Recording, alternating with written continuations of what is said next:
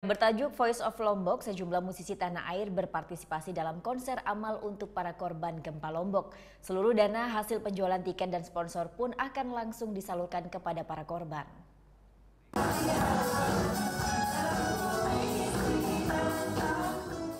Salah satu diva musik tanah air, Titi Dwi Jayanti atau yang akrab dipanggil Titi DJ, menjadi bintang utama dalam konser yang digelar di Movenpick Resort Jimbaran, Bali Minggu malam. Dengan membawakan lagu pertama berjudul Ekspresi, Titi DJ berhasil membius para penonton untuk bernyanyi bersama.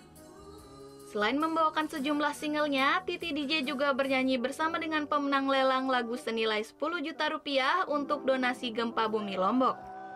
Kapan lagi kita bisa membantu kalau nggak sekarang juga, kita kan hidup dengan senang gitu kan. Dan saya rasa ini adalah salah satu kewajiban kita juga sebagai manusia ya, untuk saling membantu gitu.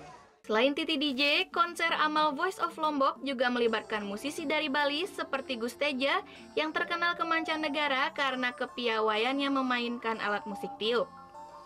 Ada pula grup band Glambir dan salah satu grup band asli Lombok, Jaswanti. Dari hasil penjualan tiket dan bantuan sponsor, konser amal Voice of Lombok berhasil mengumpulkan dana bantuan sekitar 200 juta rupiah.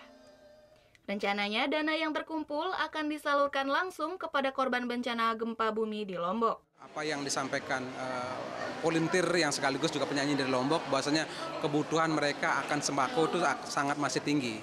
Jadi kemungkinan item yang kita bawa adalah sembako itu, yang merupakan menjadi kebutuhan mereka yang masih dominan sampai saat ini. Nah, sisanya kita akan pelajari lagi karena kami akan benar-benar membawakan sesuatu yang dibutuhkan dan akan kami berikan kepada orang yang benar-benar membutuhkan.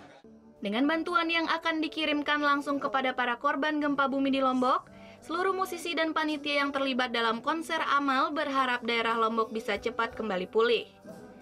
Dewa Priyana melaporkan untuk NET.